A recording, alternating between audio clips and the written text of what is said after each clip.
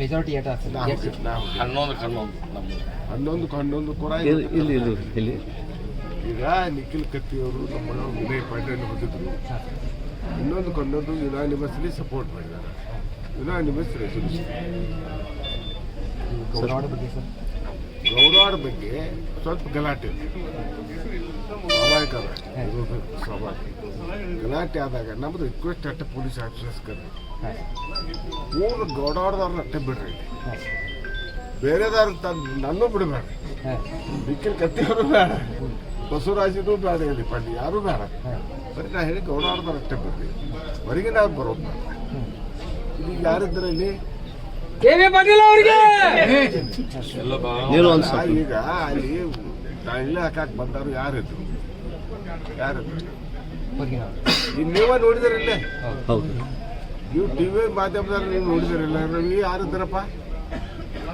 ಹೊರಗಿನ ತಾಲೂಕಿನವ್ರು ಹೊರಗಿನ ತಾಲೂಕಿನವ್ರು ಇದ್ದಲ್ಲ. ಅದು ನಮ್ದು ವಿನಂತಿ ಪೊಲೀಸ್ ಇಲಾಖೆಗೆ, ನೀವು ಹೊರಗಿನ ತಾಲೂಕಿನವ್ರು ಅಲೋ ಮಾಡಬಾರ್ದು.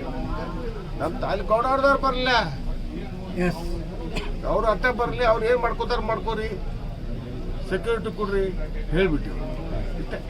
12 ಏನೋ ಒಂದು ಸೀಟು ಒತ್ತಾಯಪೂರ್ವಕವಾಗಿ ಹೋದ್ರತ್ತಾರಲ್ಲ ಸರ್, ಯಾರು ಅಪೋಸಿಷನ್ದವ್ರು ಸರ್? ಎಲ್ಲಿ ನಿನ್ನೆ ಏನು ಯಾವ್ರದ್ದು ಮದಿಹಳ್ಳಿ ಸರ್, ಅವರ ಅದನ್ನ ಮಾಡವ್ರ ಒಂದು ಸೀಟ್ ಹೋದ್ರೆ ಇಲ್ಲ ಆಗ್ತಿತ್ತು,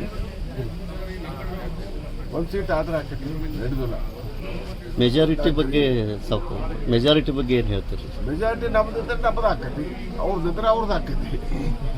ಹೌದಾ? ಯಾರ ಕಡೆ ಹೆಚ್ಚು ಒಲವು ಇದೆ? ನೀವು ಹೇಳ್ರಿ, ನನಗೇನು ಗೊತ್ತು. ಎಲ್ಲ ರೆಸೊಲ್ಯೂಷನ್ಗಳು ನಮ್ಮ ಕಡೆ ಬಂದ್ ಬಳಕ ನಿಮ್ಗೆ ನಾವು ಇಟ್ಟು ಬಂದು ಅವ್ರು ಮಾತುಕೊಂಡು ಪ್ರತ್ಯೇಕ ಹೇಳ್ತೀವಿ. ನಡ್ರಿ